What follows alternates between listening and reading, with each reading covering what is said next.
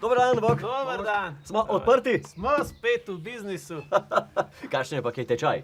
1:1. Za 1 evro dobite en hrvaški evro. Perfektno, perfektno. V naši družini sva midva že tretja generacija, ki se ukvarja z menjavanjem valut. Naš nono je menjal v dinarje, tata je menjal v kune, midva sva s tem nadaljevala do letos. Ja, zdaj, ko so Hrvati dobili evre za novo leto, smo mislili, da bo treba zapreti vse skupaj, da je konc. Ampak ljudje so se še vedno tak fejst ustavljali, so hoteli te hrvaške evre, smo rekli neč in smo nazaj odprli.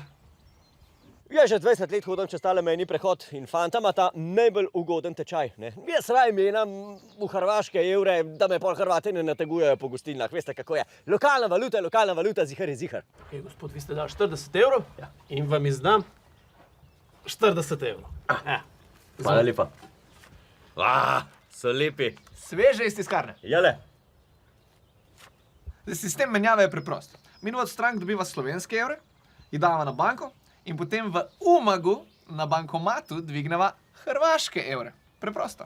In profitabilno. Danes sva recimo zaslužila Jurija 600 evrov, kar zamenjava v 600 krat 1 je Jurija 600.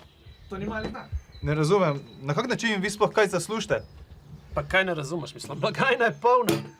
Ja, ampak vi Slovencem menjate evre 1 za 1, tu ni profita. Ja, na Slovencih ni profita. Ampak Na Nemcih, tam so pare. Grüß Gott. Kann ich hier Kuhn kaufen? jawohl. Ja, natürlich. 1 Euro ist 2 Kuna. 2? Es war 7 letztes Jahr.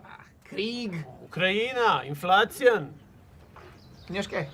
Wie viel? 30.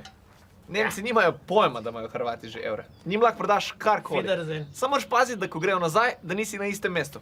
Ajde pa kjera, jutri smena, jutri smo na Bregani.